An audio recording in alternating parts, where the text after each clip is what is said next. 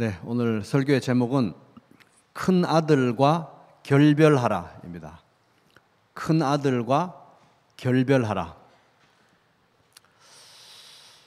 우리 복음을 전할 때, 은혜의 복음을 설명할 때 가장 많이 사용되는 성경 속의 이야기가 바로 탕자의 비유입니다. 탕자의 비유 안에는 은혜라는 단어라든지 복음이라는 단어라든지 이렇게 사용되지 않았는데도요, 은혜의 복음을 가장 명확하게, 가장 간결하게, 가장 아름답게 표현한 이야기가 바로 이 탕자의 비유가 아닌가 생각합니다. 이제 신기한 것은 이렇게 짧고 단순한 이야기이고, 교회 다니는 사람, 아니 교회 안 다니는 사람도 웬만하면 다 들어봤을 법한 이 너무 뻔한 그 스토리의 이제 전개인데, 이 단순한 이야기가 참 신기하게도 예수님께서 들려주신 이 비유가 생각하면 할수록, 묵상을 하면 할수록 더 깊은 교훈과 감동을 주는 마르지 않는 샘과 같다 하는 것입니다. 그래서 정말 하나님 말씀은 하나님 말씀이구나 그런 생각이 듭니다. 이제 우리 탕자의 비유에 나오는 아버지에게는 아들 둘이 있었죠. 근데 이제 문제가 되는 아들은 이제 둘째 아들, 이제 탕자로 불리는 이 방탕한 아들로 불리는 둘째 아들입니다. 이 둘째 아들 얘기 다 여러분 익숙하실 겁니다. 아버지에게 두 아들이 있었는데 이 둘째 아들이 아주 나쁜 놈이었잖아요. 그래서 아버지, 어차피 아버지 죽으면, 아빠 죽으면 나한테 물려줄 거 지금 주세요. 나 이 촌동네 못 살겠으니까, 나 어차피 떠날 거니까, 나 떠나면 어차피 그거 내가 못 받으면 나 손해니까 그거 먼저 주세요 해서 아버지한테 받아가지고 떠나가지고 허랑방탕하게 생활하다가 금방 다 날려먹고, 이제 고생해보니까 이제 마음에 정신이 들어서 회개하고 집에 돌아오니까 아버지가 그를 꾸짖거나 저주하거나 하는 것이 아니라 너무 기다렸다는 듯이, 실제로 너무 기다리셨죠. 너무 사랑하고 너무 기다리고 너무 반갑고 기쁜 마음으로 아들을 맞이해서 이제 송아지를 잡고 동네 잔치를 벌였다, 이제 이런 내용이 이제 작은 아들에 이제 관한 부분입니다. 그런데 이제 많은 사람들이 탕자의 비유 그러면 여기까지 주로 생각을 하고, 또 복음에 대해서 설명할 때도 탕자의 비유를 여기까지 많이 설명을 하지, 그 뒤에 나오는 약간 찜찜한 부분은 잘 이렇게 얘기를 하지 않습니다. 근데 그 탕자의 비유는 여기에서 멈추는 게 아니라 사실 그 남은 부분이 있는데, 그게 이제 큰아들에 관한 부분이잖아요. 그래서 큰아들에 대한 부분은 이제 그런 거잖아요. 이제 큰아들은 그때 작은 아들이 돌아왔을 때 밭에 나가서 일을 하고 있었는데, 집에 와 보니까 떠들썩하게 막 잔치 소리가 나고 춤추는 소리가 나는 거예요. 그래서 종을 불러다가 뭔 소리냐 했더니, 당신의 동생이 돌아와서 아버지가 송아지 잡고 동네 잔치 벌였습니다. 그랬더니 바로 화가 나가지고 집에 안 들어가려고 하는 거 아닙니까? 근데 아버지가 나와가지고 이제 들어가자, 이제 마음을 달래니까, 아니 아버지, 내가 그렇게 아버지한테서 밑에서 이렇게 힘들게 종처럼 일하고 할 때는 염소 새끼 한 마리 안 잡아주더니 이 나쁜 놈이 집에 오니까 송아지를 잡아가지고 잔치를 벌이는 게 말이 됩니까? 그러니까 아버지가, 예, 그런 거 아니다. 네 동생은 죽었다가 살아난 거고, 잃어버린 아들을 다시 찾았는데 너 형제인데 우리가 함께 기뻐하는 것이 맞지 않겠니? 그리고 염소 새끼가 문제겠느냐? 너는 나하고 항상 있으니까 내 그건 다 네 거다. 들어가서 함께 기뻐하자. 이제 이런 취지로 얘기한 거 아닙니까? 근데 결말이 없어요. 그래서 거기서 끝나고 말아서 뭔가 찜찜하게 이 탕자의 비유가 끝이 납니다. 그래서 이제 어쨌든 이 전체 스토리예요. 이제 저자의 의도를 또 생각해 보겠지만은, 근데 여러분들은 이제 손 들고 이렇게 할 필요 없습니다. 솔직하게 한번 생각해 보세요. 이 큰아들에 대해서 생각을 할 때, 우리 둘째 아들에 대해서 생각할 때, 우리 그것은 뻔하죠. 둘째 아들, 아버지의 재산을 그렇게 미리 받아가지고 아버지를 욕보이고 동네 창피시키고 떠나가서 허랑방탕하게 살았던 얘기 생각하면 참 나쁘다. 악하다. 뭐 이런 생각 우리가 뭐 선명하게 하잖아요. 근데 여러분, 큰아들을 생각할 때 이 탕자의 비유에 나오는 큰아들의 이야기를 들을 때 여러분들은 정말 솔직하게 생각했을 때 어떤 생각이 드십니까? 큰아들 그거 아주 알고 보니 나쁜 놈이었네. 아니, 아버지에게 그런 식으로 말해서 되나? 성실하고 착한 친구인 줄 알았더니 아주 나쁜 놈이었구만. 이런 생각이 바로 드십니까? 큰아들에 대해서 얘기 들을 때, 이 이야기를 읽을 때. 아니면은 참 내가 생각해도 속 많이 상했겠다. 큰아들이 내가 생각해도 속이 상했겠다. 그동안 수고한 게 얼만데 억울하고 섭섭하고 화가 나겠다. 이렇게 생각이 되십니까?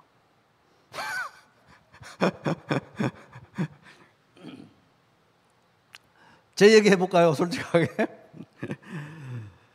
저는 사실 이 이야기를 읽으면 큰아들이 그렇게 나쁜 놈이라는 생각보다는 사실 뭔가 모르게 아주 자연스럽게 그 마음이 동감이 되면서 참 억울했겠다. 이런 생각이 듭니다. 작은 아들에 대해서는 제가 이제 물론 동감은 하죠. 교회도 오래 다니고 또 목사니까 동감은 안 하겠습니까? 근데 작은 아들에 대해서 동감을 하기 위해서는 제가 말씀과 기도로 주여 이렇게 하면서 막 애를 쓰고 의식적으로 하나님 앞에서 회개하고 나를 낮추면 작은 아들이 좀 동감이 돼요. 근데 큰 아들에 대해서는 전혀 노력을 할 필요가 없어요. 저는 너무 자연스럽게 동감이 됩니다. 참 억울했겠다. 정말 화가 났겠다. 그래서 이제 오늘 설교는 저처럼 이렇게 큰아들에 대해서 동질감을 느끼고 동감을 느끼고 애를 쓰지 않아도 큰아들의 태도가 낯설지 않은, 더 나아가서 큰아들이 도대체 뭐가 문제냐? 라는 생각이 드는 분들을 위한 설교입니다. 결론부터 말씀드리면은 성경이 큰아들에 대해서 가지는 입장, 큰아들에 대한 성경의 입장은 한마디로 말하면 큰아들과 결별하라. 큰아들과 결별하라. 이거 이제 추석도 다가오는데 이제 집에 가서 형님 이제 결별합시다 이런 얘기가 아니고요. 큰아들과 결별하라. 이게 성경의 입장입니다. 큰아들과 결별해야 되는 이유는 무엇인가? 그래서 이제 이 큰아들에 대한 우리 캐릭터 분석을 해보자는 거예요. 인물 분석. 본문에서 큰아들은 도대체 어떤 사람인가? 자, 첫 번째 따라해 보겠습니다. 이건 안 따라해도 되겠네요, 이번에는. 첫 번째, 큰아들의 실체를 한번 볼게요. 그래서 큰아들은 이거 이제 실체를 살펴보면 누가복음 15장에는 이제 세 가지 비유가 나오죠. 잃어버린 양의 비유, 그다음에 10드라크마의 비유, 그다음에 이 탕자의 비유, 이렇게 세 개가 연속으로 나옵니다. 그런데 예수님이 왜 이 시리즈로 동시에 세 개의 비유를 말씀하셨는지 그 배경과 이유를 설명하는 것이 누가복음 15장 1절부터 3절입니다. 쭉 앞으로 돌아가서 자 1절 볼게요.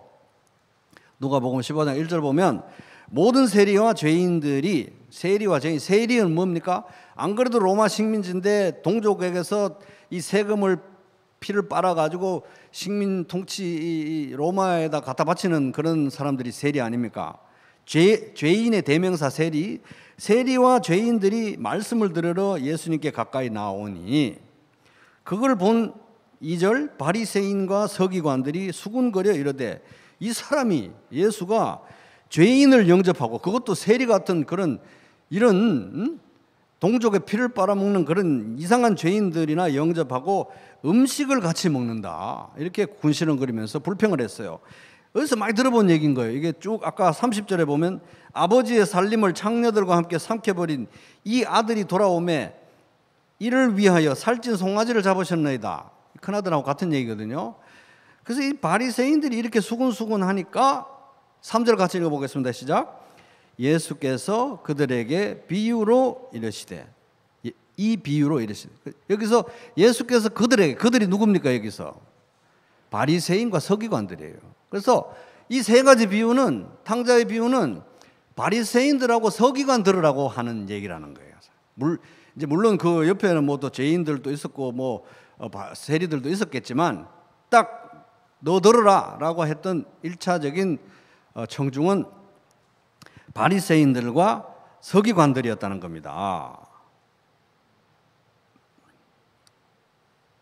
이들에게 하나님이 너들이 그렇게 욕하는 세리와 죄인들을 하나님이 얼마나 사랑하시는지 하나님의 마음을 보여주는 게 이제 잃어버린 양의 비유, 드라카마의 비유, 탕자의 비유의 전반부라는 거예요. 근데 탕자의 비유의 이 말미에 큰아들에 관해서 덧붙이신 이유, 예수님이 이 얘기를 누구 들으라고 한 겁니까? 바리새인들과 서기관 들으라고 한 거예요. 그러니까 이 큰아들은 누구를 상징합니까? 1번 세리와 죄인, 2번 바리새인들과 서기관. 바리새인들과 서기관을 상징하는 인물이에요. 이 큰아들은 율법주의자, 따라해 보겠습니다. 율법주의자. 큰아들은 율법주의자를 상징하는 인물인데 너들이 바로 이 바리새인과 서기관, 너들이 바로 이 큰아들과 같은 사람들이다. 근데 이 비유는 굉장히 따뜻합니다. 그래서 회칠한 무덤이요 이러면서 저주하시는 게 아니라 너희들도 그 탕자를 하나님이 사랑하신 것처럼 너희들도, 서기관과 바리새인 너희들도, 율법주의자 너희들도 하나님이 이렇게 사랑하신다 하는 얘기를 이제 이 비유에서 말씀하고 계신 겁니다. 작은 아들을 사랑하고 맞아들이신 것처럼 너 큰아들, 율법주의자, 바리새인과 서기관들도 맞아들이기를 원하신다. 그러니 들어가자. 함께 천국 잔치에 동참해라. 이런 거예요. 그리고 이제 오픈 엔딩으로 얘기가 끝나니까 뭡니까? 바리새인들과 서기관에게 질문을 던지고 끝난 거예요. 너들은 어떻게 할 거야? 그죠? 싫어요 하고 가버렸을 수도 있고 네 맞아요 하고 들어갔을 수도 있지만 그거 모르는 거예요. 그죠? 질문을 던지면서 끝난 겁니다. 율법주의에 대한 성경의 입장은 뭡니까? 우리가 전에 말하였거니와 내가 지금 다시 말하노니 만일 누구든지 너희가 받은 것 외에 다른 복음을 전하면 저주를 받을지어다. 갈라디아서 1장 9절. 이번에 우리 매일 성경에서 갈라디아서 보잖아요. 율법주의는 다른 복음이죠. 다른 복음. 다른 복음을 전하면 저주를 받을지어다. 이게 율법주의에 대한 성경의 입장입니다. 갈라디아서 1장 9절. 갈라디아서 전반에서 나오는 얘기죠. 그러니까 큰아들에 대한 성경의 입장은 뭐예요? 결별하라. 결별하라. 큰아들에 대해서 그렇게 안일하게 생각할 일이 아니다라는 거예요. 작은 아들 얘기 나오면 우리 다 화들짝 놀라가지고 깜짝 놀라잖아요. 혹시 내가 탕자처럼 그렇게 막 이상한 방탕한 삶을 사나? 또 방탕한 삶을 살았던 것을 혹시라도 성도들이 알면 어떡하지? 깜짝 놀라고 화들짝 놀라고 창피스럽게 생각하고 이게 우리가 둘째 아들에 대해서 명확하잖아요. 그죠? 근데 이 큰아들의 태도에 대해서는 우리 화들짝 안 놀란다는 거예요. 뭔지 모르게 동질감이 느껴지고 뭐 그러면 어때? 뭐가 그렇게 잘못인가? 그렇게 열심히 했는데 그게 아니라는 거예요. 큰아들에 대해서도 똑같이 우리가 그 둘째 아들 탕자에 대해서 화들짝 놀라고 그것을 두려워하듯이 죄를 멀리하듯이 두려워하듯이 똑같은 태도로 화들짝 놀라야 된다. 결별해야 된다 하는 것이 성경의 입장입니다. 자, 둘째, 그러면 큰아들의 문제는 그럼 뭔가? 큰아들의 문제가 뭐냐는 거예요. 그래서 큰아들의 문제는 이 사람이 한 말을 보면 그냥 아주 자명하게 나옵니다. 그래서 27절부터 이제 이 사람이 큰아들이 한 말이 나오잖아요. 그래서 27절 보니까 이제 이게 도대체 뭔 소리냐? 북치고 장구치고 이게 뭔 소리냐 했더니 그 종이에 나와가지고 하는 말이 대답하되 당신의 동생이 아주 아무런 의심 없이 이제 큰아들한테 얘기했죠. 겉으로는 이 사람은 흠없는 도덕주의자니까 효자니까 동생을 동생으로 여길 거라 생각하고 당신의 동생이 돌아와서 아버지가 기뻐서 송아지를 잡고 잔치를 벌였습니다. 이렇게 하는 거잖아요. 근데 속으로는 동생으로 생각 안 하고 있거든요. 사실은. 그렇게 건강하게 돌아와서 잔치를 벌인다. 건강하게 돌아온 것이 너무 기뻐서 잔치를 벌이고 있다. 그런데 28절을 보면 그가 어떻게 했습니까? 노하여, 갑자기 노한 거예요. 화를 확 내는 거예요. 근데 여러분, 화는 있잖아요.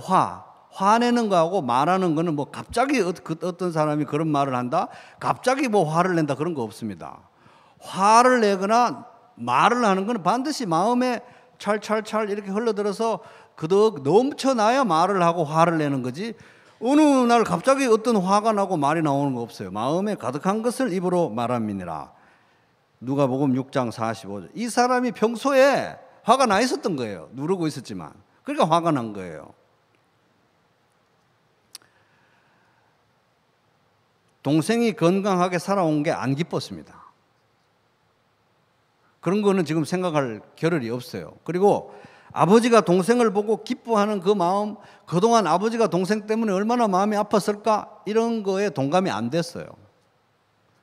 그냥 자기가 그냥 그렇게 살아야 되는 게 화가 나고, 저런 이상한 놈 때문에 재산이 날아간 것도 화가 나고, 저런 이상한 놈이 돌아왔다고 잔치하는 것도 너무 화가 나고, 그동안에 화난 게 그냥 표출된 것뿐입니다. 아버지에 대한 사랑, 동생에 대한 사랑이 없었죠.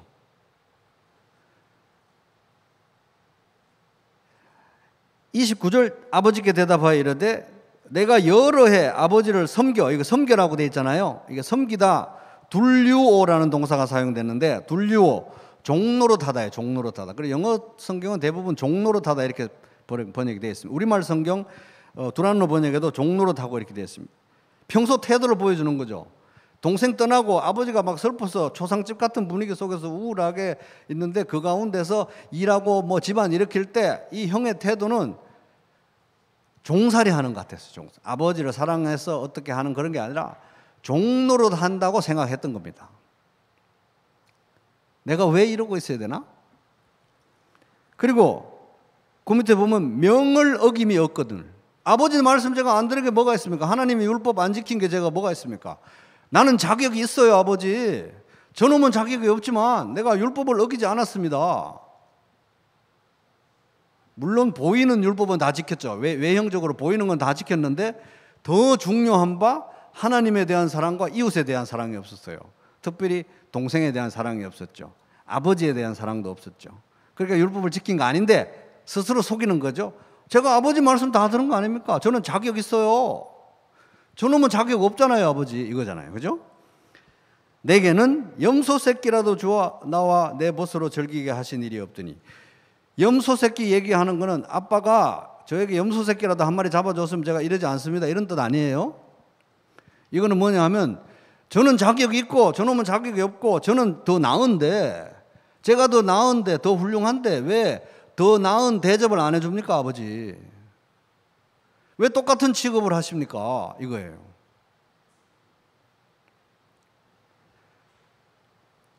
이렇게 자격 있는 저를 저놈하고 똑같이 취급하면 어떡합니까? 이런 거잖아요. 사랑이 없고 인간에 대한 경멸은 있는 거죠. 근데 겉으로는 율법을 지켜요. 화 있을진저 너희 바리새인이여, 너희가 박하와 운향과 모든 채소와 뭐 이런 거에 서 11조를 들이되 공의와 하나님에 대한 사랑은 버리는도다. 누가복음 11장 42절. 그러나 이것도 행하고 저것도 버리지 말아야 할지니라. 왜 나에게 걸맞는 대우를 하지 않느냐? 그러니까 아버지의 판단과 아버지 행하시는 건 공평하지 않다, 올바르지 않다. 아버지가 틀렸다는 건 제가 결정합니다. 왜? 나는 자격이 있으니까. 이런 태도인 겁니다. 그래서 39절 보면 아버지의 살림을 창녀들과 함께 삼켜버린, 뭐 창녀들과 함께 삼켜버렸는지 뭘 했는지는 어떻게 압니까?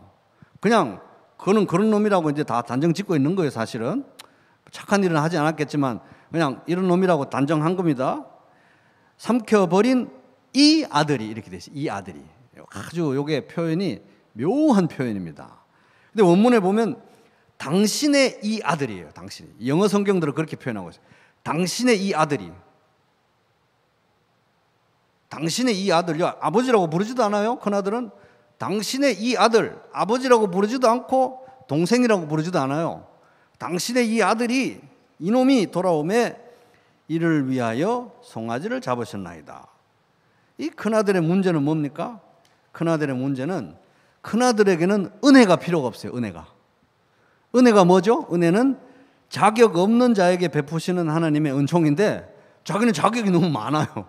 저놈은 자격이 없는데 나는 자격이 너무 많아가지고 나는 은혜가 필요가 없어요. 그리스도의 십자가가 필요가 없어요. 그리고 내가 자격이 있고 저놈은 자격 없고 아버지 판단은 틀렸고 내가 다 결정하니까 내가 하나님이에요. 그러니까 작은 아들은 방탕한 삶을 통해서 하나님 율법을 어기고 지 맘대로 살아가면서 자기가 하나님 노릇했다면 이 사람은 율법을 다 지키고 자격이 아주 많은 것처럼 살면서 지가 하나님 노릇하고 있는 거죠. 큰아들의 문제는 은혜를 소멸하고 십자가를 무효화한다. 은혜를 소멸하고 십자가를 무효화한다는 게 문제인데 그게 바로 율법주의의 문제라는 거예요. 율법주의에 대한 성경의 태도는 입장은 만일 누구든지 너희가 받은 것 외에 다른 복음을 전하면 저주를 받을지어다. 갈라디아서 1장 9절 엄청나게 강력합니다. 왜냐하면 이 율법주의는 너무 멋져 보이는데 교회를 기둥뿌리부터 흔드는 거라는 거예요. 복음을 기둥뿌리부터 흔드는 거예요. 우리의 신앙을 아주 이 기둥뿌리부터 흔드는 게 율법주의이기 때문에 율법주의에 대한 성경의 입장은 결별하라. 큰아들에 대한 성경의 입장은 결별하라.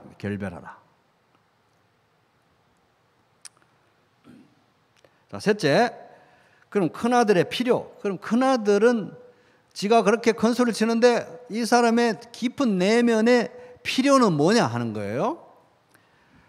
이제 우리 탕자의 비유라고 하는데 방금 지금까지 들었던 내용을 볼 때 사실 우리가 엄밀하게 말하면 탕자들의 비유예요. 탕자들. 왜냐하면 탕자의 비유에는 탕자가 몇 명 나옵니까? 2명 나오니까 한 명이 아니에요. 2명 다 탕자예요. 2명 다. 2명 다 자격 없는 죄인들이에요. 한 명은 드러내놓고 죄를 짓는 죄인, 한 명은 가리고 죄를 짓는 죄인.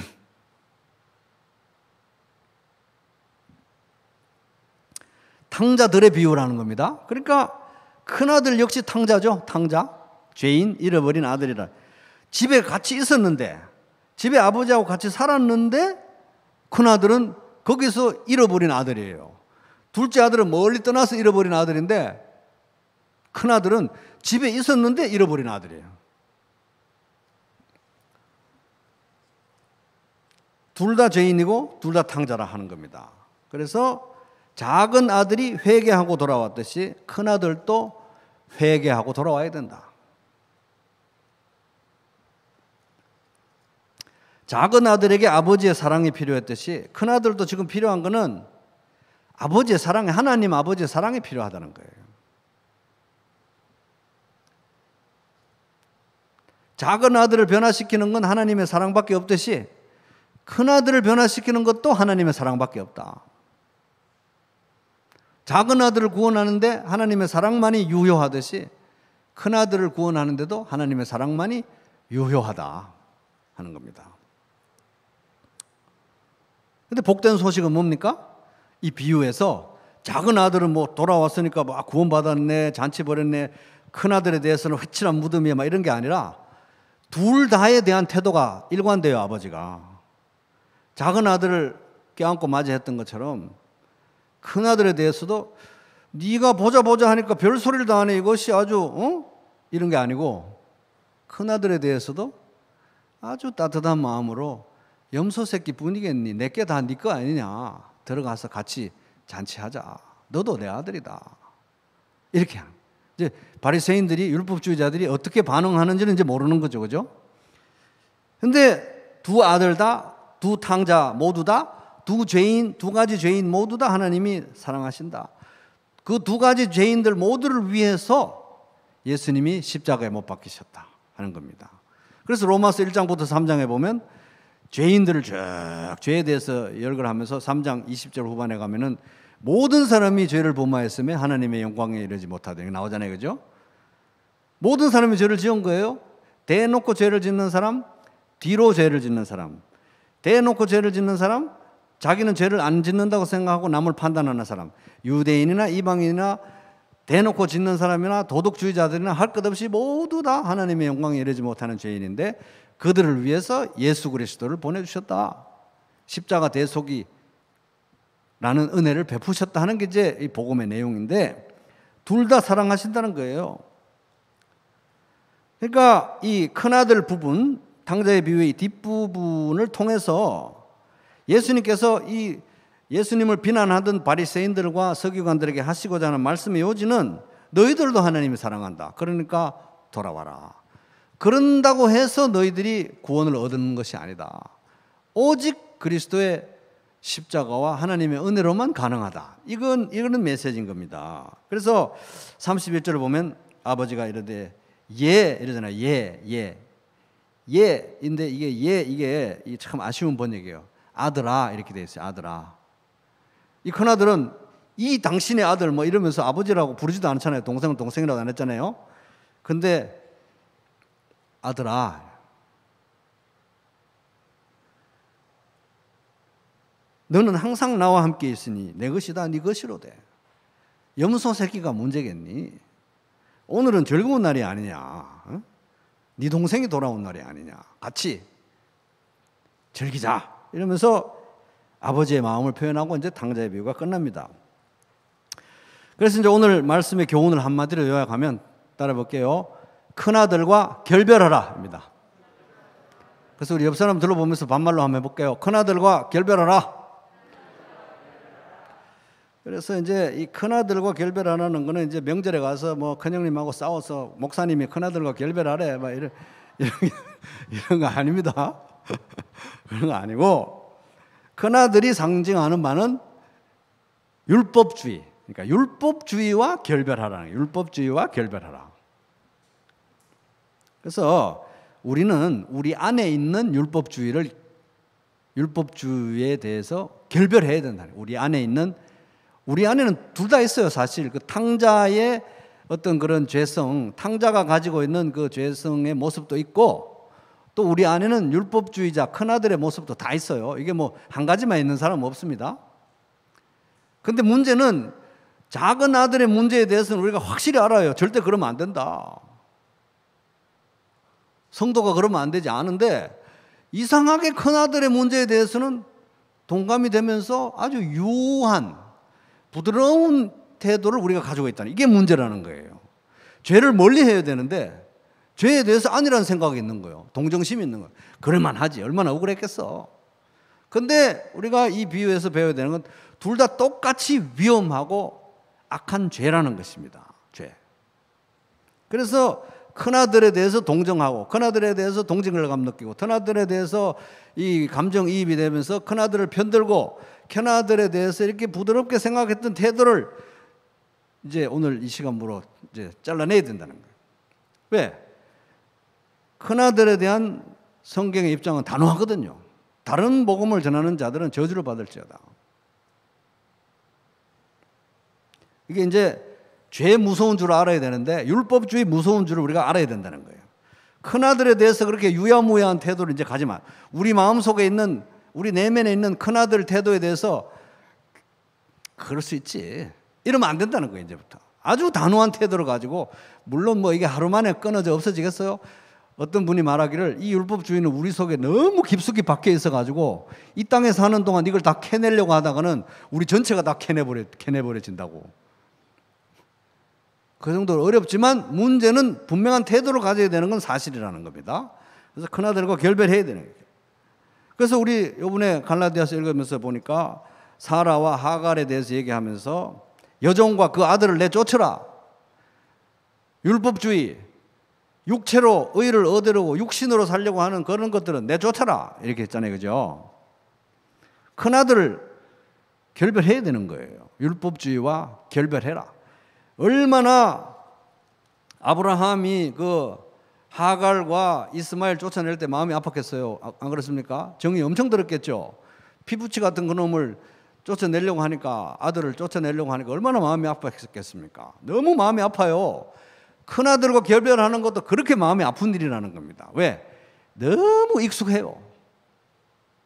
너무 익숙해요. 그래서 큰아들과 이별은 아브라함이 하갈과 이스마엘 쫓아내듯이 마음이 아플 겁니다.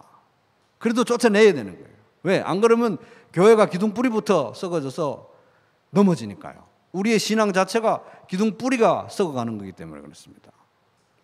그래서 정신 차리라고 갈라디아서 쓴 거예요. 그래서 내 안에 있던 율법주의에 대해서, 큰아들에 대해서 여러분 그렇게 말하시기 바랍니다. 그동안 참 정이 많이 들었는데 참 성실하시고 착하시고 희생적이시며 모든 면에서 뛰어난 분인 줄은 제가 아는데, 그러나 당신의 그 태도는 나와 내 주변의 사람들을 말려 죽이는 복음의 원수가 되는 태도입니다. 고로 태도입니다. 십자가의 원수가 되는 태도이고 은혜를 소멸하는 태도입니다. 고로 나는 큰아들 당신과는 더 이상 함께 할 수 없습니다. 오늘부로 여러분 결별하시기 바랍니다. 결별해야 되는 거예요.